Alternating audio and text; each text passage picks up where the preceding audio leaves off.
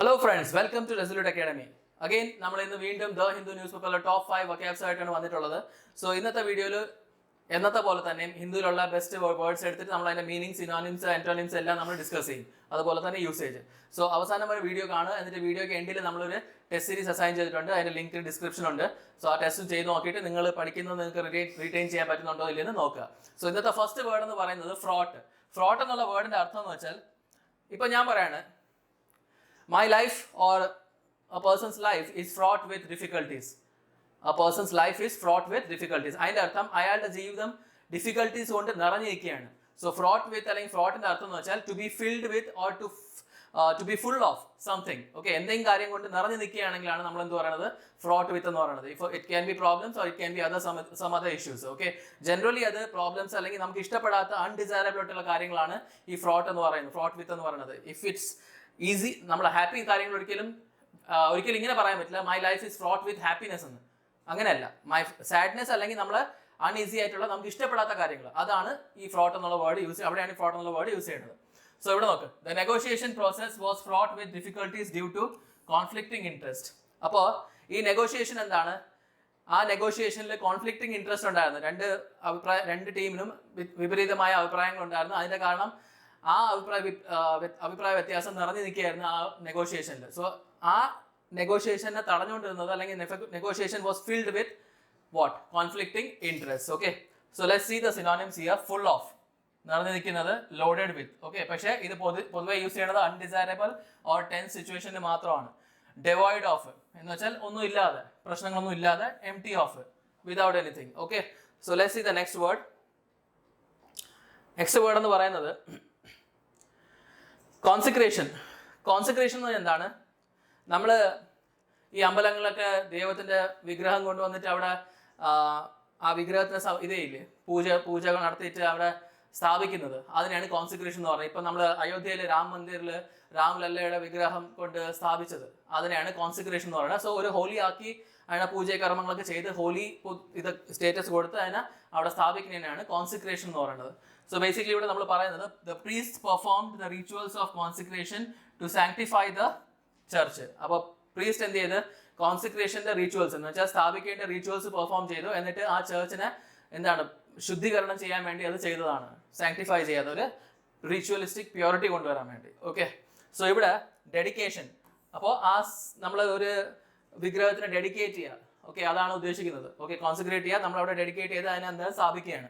അതേപോലെ സാങ്ക്ടിഫിക്കേഷൻ, അതിനെ ഒരു പ്യുവർ സാധനമായിട്ട് അവിടെ സ്ഥാപിക്കുന്നത്. ഓക്കെ, ഡെസിക്രേഷൻ എന്ന് പറഞ്ഞാൽ നേരെ ഓപ്പോസിറ്റ്, വിഗ്രഹത്തിന് എടുത്ത് മാറ്റുക, അല്ലെങ്കിൽ അതിനെ ആ ഒരു പ്യുവർ പൊസിഷനിൽ നിന്ന് എടുത്ത് മാറ്റുക. പ്രൊഫനേഷനും അത് തന്നെയാണ്. So let's see the next word. I hope it's clear. Next word is foray. Foray എന്ന് പറഞ്ഞു കഴിഞ്ഞാൽ എന്താണ്? സേ ഫോർ എക്സാമ്പിൾ, ഞാനിപ്പോൾ പഠിപ്പിക്കുന്നത് ഇംഗ്ലീഷും റീസണിംഗും ആണ്. റീസണിംഗ് അത്യാവശ്യം ഞാൻ 8-9 വർഷം കൊണ്ട് പഠിപ്പിക്കുന്നുണ്ട്. ഇംഗ്ലീഷും അതേപോലെ 2-3 വർഷം കൊണ്ട് പഠിപ്പിക്കുന്നുണ്ട്. എന്നാൽ ഞാൻ സഡൻലി എനിക്ക് അറിഞ്ഞൂടാത്ത ഒരു ഫീൽഡ്, എനിക്ക് പരിചയമില്ലാത്ത ഒരു ഫീൽഡിൽ പെട്ടെന്ന് എടുത്ത് ചാടി ഞാനൊരു പഠിപ്പിക്കാൻ അല്ലെങ്കിൽ ആ ഫീൽഡിലോട്ട് ഇറങ്ങിയാണ്. അപ്പോഴതിൻ്റെ അർത്ഥം എന്താണ്? I have forayed into a new field. Okay, പുതിയ നമുക്ക് അറിഞ്ഞൂടാത്ത ഒരു ഫീൽഡിലോട്ട് നമ്മൾ ഇറങ്ങുന്നതിനാണ് ഫോറേ ചെയ്യുക എന്ന് പറയുന്നത്. Do you understand my point? To foray means to get involved into a new field which we do not have a proper knowledge of, or which we feel like it's an adventure, so we go ahead and do it. Okay, so ഇവിടെ എഴുതിക്കുന്നത് തന്നെയാണ്.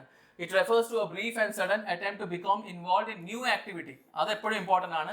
or area often implying bold or daring venture into unfamiliar territory. നമുക്ക് അറിഞ്ഞൂടാത്ത ഏരിയയിൽ നമ്മൾ ഇറങ്ങുന്നതാണ്, ചാടി കയറുന്നതാണ്, അല്ലെങ്കിൽ എന്താണ്, നുഴഞ്ഞു കയറുന്നതിനാണ് പറയുന്നത് ഈ വാക്ക് ഫോറേ. ഓക്കെ, സോ ഇവിടെ നോക്ക്, the explorer made a successful foray into the uncharted jungle discovering rare plant species. അപ്പോൾ ഈ എക്സ്പ്ലോറർ എന്ത് ചെയ്തു?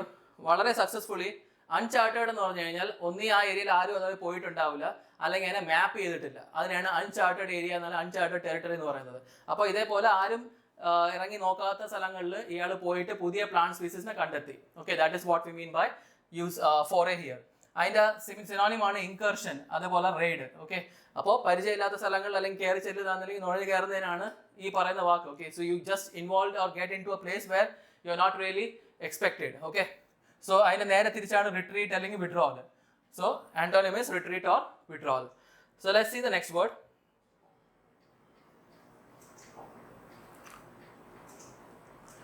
Next word is ഓസ്റ്റൻസിബിൾ.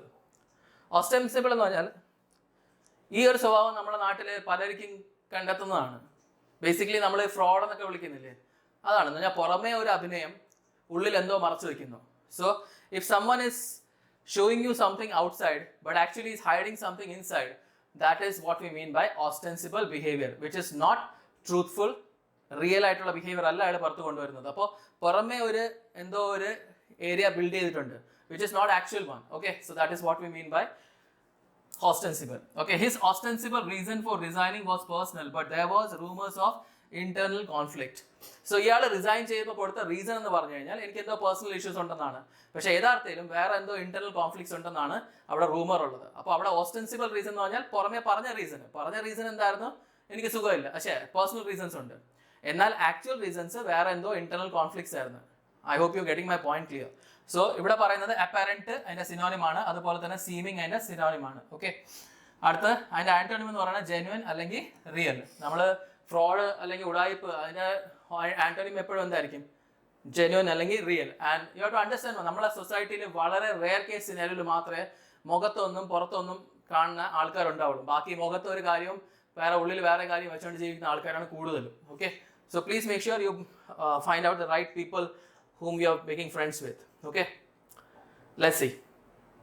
Appropriated എന്ന് പറഞ്ഞു കഴിഞ്ഞാൽ means to allocate or assign resources or funds for an official purpose. Okay, എന്തെങ്കിലും ഒരു official കാര്യത്തിന് വേണ്ടി ഫണ്ട് അസൈൻ ചെയ്യുക അല്ലെങ്കിൽ റിസോഴ്സ് അസൈൻ ചെയ്യുക, അതിനെയാണ് അപ്രോപ്രിയേറ്റ് ചെയ്യുക എന്ന് പറയുന്നത്. Okay, to allocate or to keep aside a fund or a resource for a official purpose, that is what we mean by appropriated. Okay, so the budget committee appropriated funds for the construction of a new community center. പുതിയ community സെന്ററിന്റെ കൺസ്ട്രക്ഷന് വേണ്ടി budget committee എന്ത് ചെയ്ത്, fund appropriate ചെയ്ത്, അല്ലെങ്കിൽ fund മാറ്റി വെച്ചു, അല്ലെങ്കിൽ ഫണ്ട് തിരിച്ചു വെച്ചു. Do you understand my point? ഇതിന്റെ സിനോണിം എന്ന് പറയുന്നത് അലോക്കേറ്റ് ചെയ്യുക അല്ലെങ്കിൽ അസൈൻ ചെയ്യുക. ഇത് തന്നെയാണ് അപ്രോപ്രിയേറ്റ് ചെയ്യുക എന്ന് പറയുന്നത്.